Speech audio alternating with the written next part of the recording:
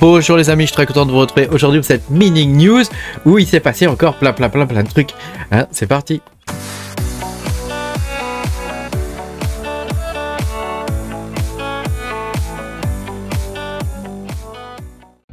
Bonjour les amis, je suis très content de vous retrouver aujourd'hui dans cette nouvelle vidéo de Mining News. Hein, je crois que c'est la 27, hein, il me semble, hein, on compte plus, il y en a trop.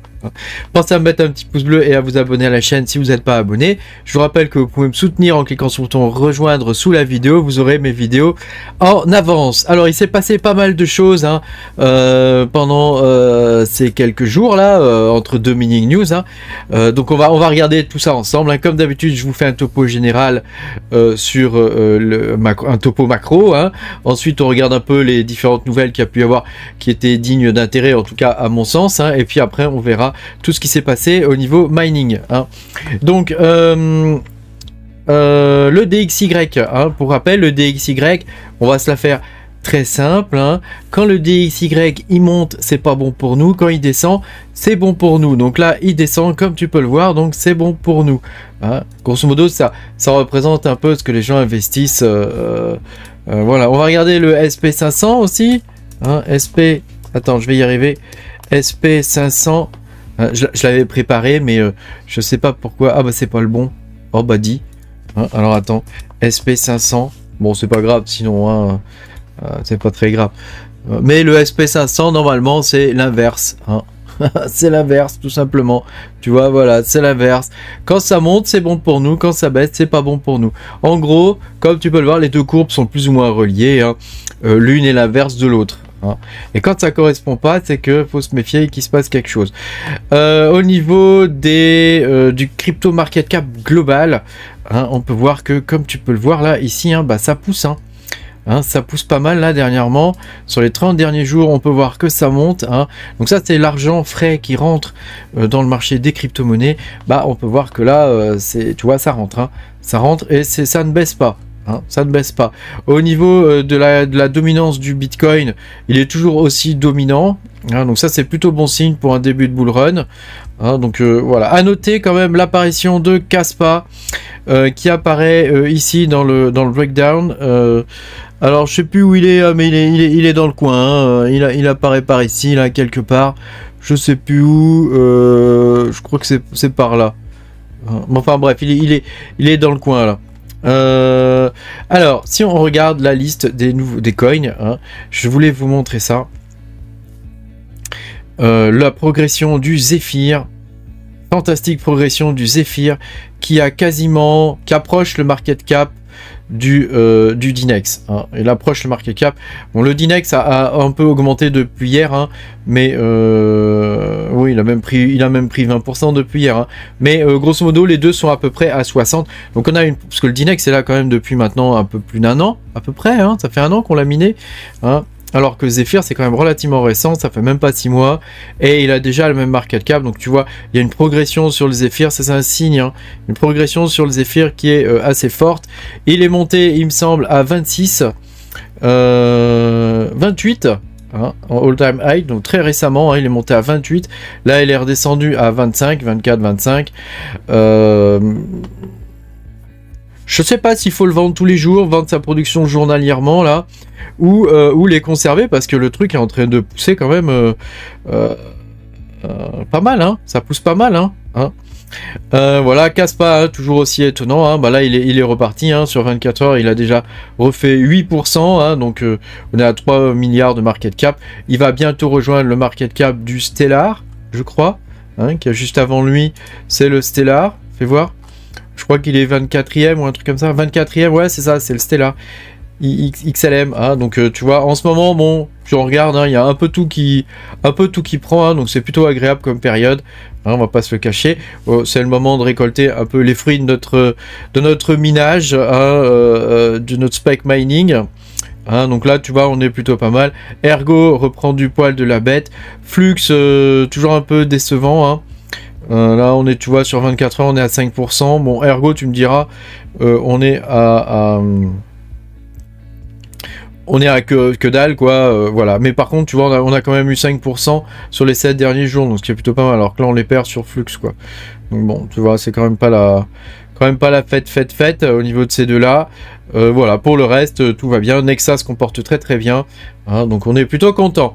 Voilà, je voulais vous partager maintenant au niveau des nouvelles la RTX 90. Hein, donc je t'avais dit que la RTX 4090 était bien sûr bannie de Chine. Mais alors on observe maintenant un prix de ouf.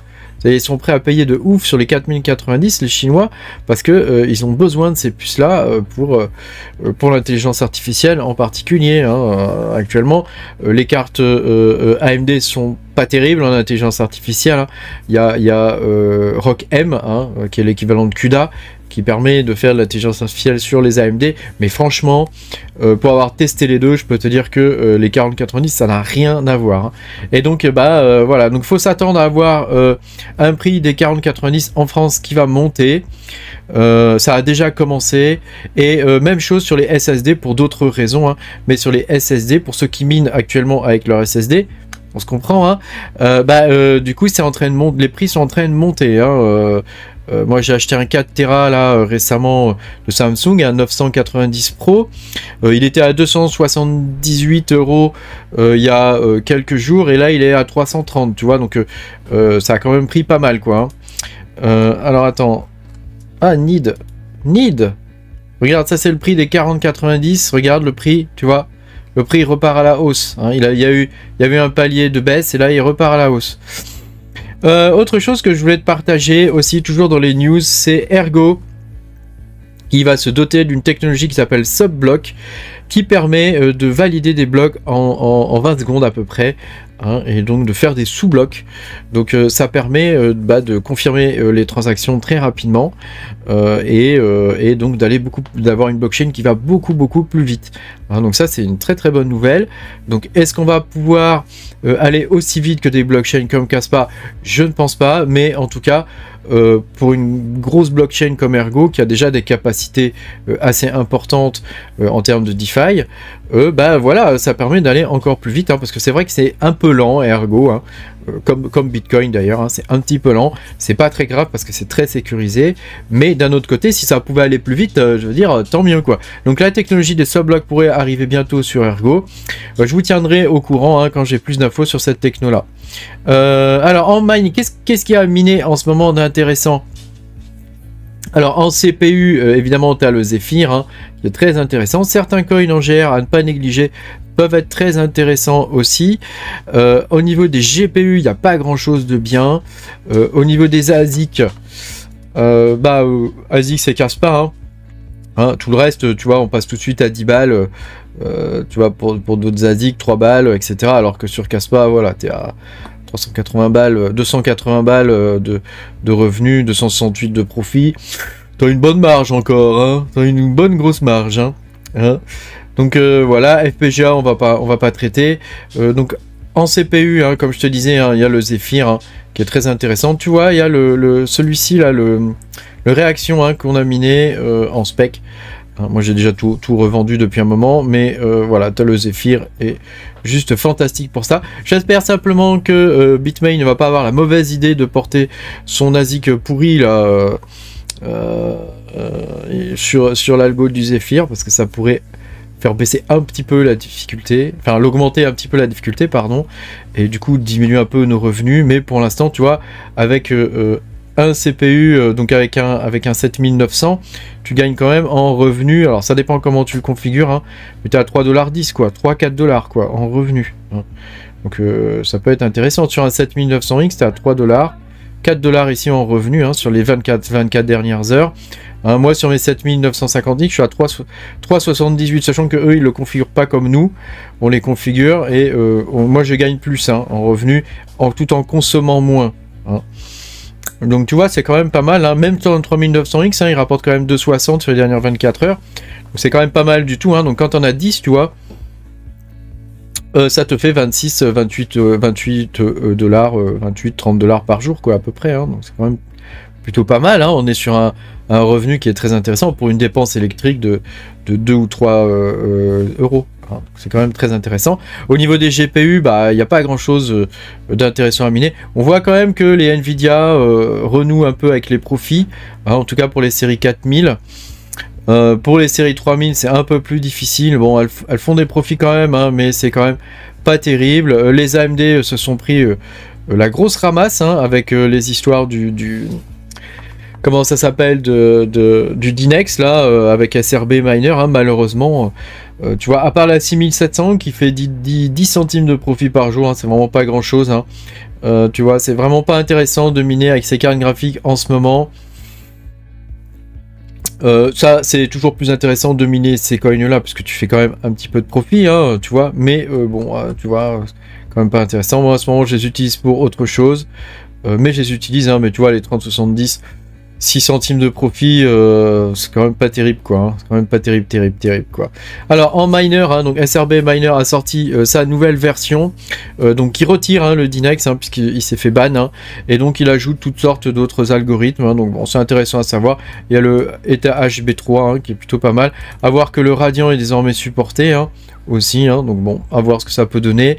Il y a One Zero Miner évidemment, donc qui arrive, hein, avec une nouvelle version et qui supporte, donc qui retire, hein, la fonction de Malob, j'arrive à le dire, hein. Je sais pas pourquoi j'ai envie de dire mail, j'en sais rien.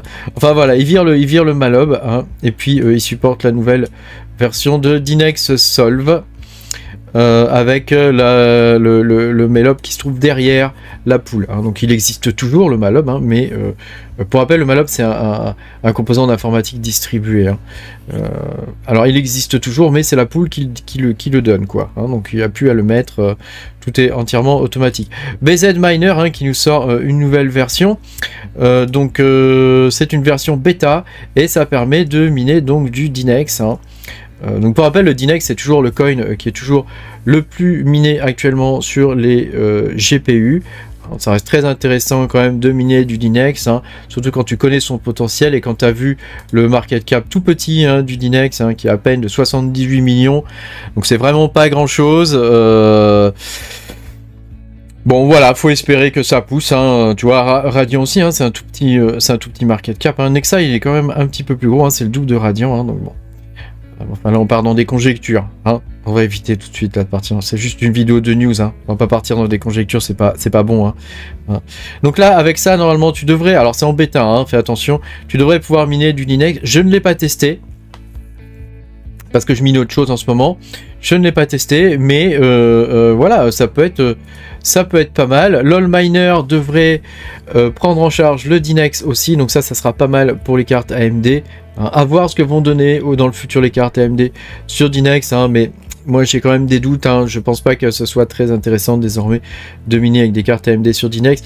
Historiquement sur Dynex c'était les cartes Nvidia, hein, qui étaient pas mal, hein. Les cartes AMD sont arrivées après et par un tour de passe-passe elles sont devenues rentables alors qu'elles ne l'étaient pas. On peut noter quand même que LOL Miner désormais supporte le Radiant, alors ça c'est plutôt bon signe, hein. C'est plutôt bon signe parce que quand LOL Miner commence à supporter un algo, c'est que d'habitude ça devient intéressant à miner, hein. Je suis étonné d'ailleurs qu'il l'ait pas mis avant, hein, voilà. Regal qui supporte PowBlock qui est assez rentable, hein. Enfin bon, il y a des ASIC, hein, là-dessus, voilà. Et puis Wildring Multi qui a fait sa mise à jour récemment. À noter cette mise à jour là, tu vois, de EVH, et ce n'est pas du Caspa, petit signe, hein, petit signe. Peut-être est-ce quelque chose d'intéressant à miner, je ne sais pas.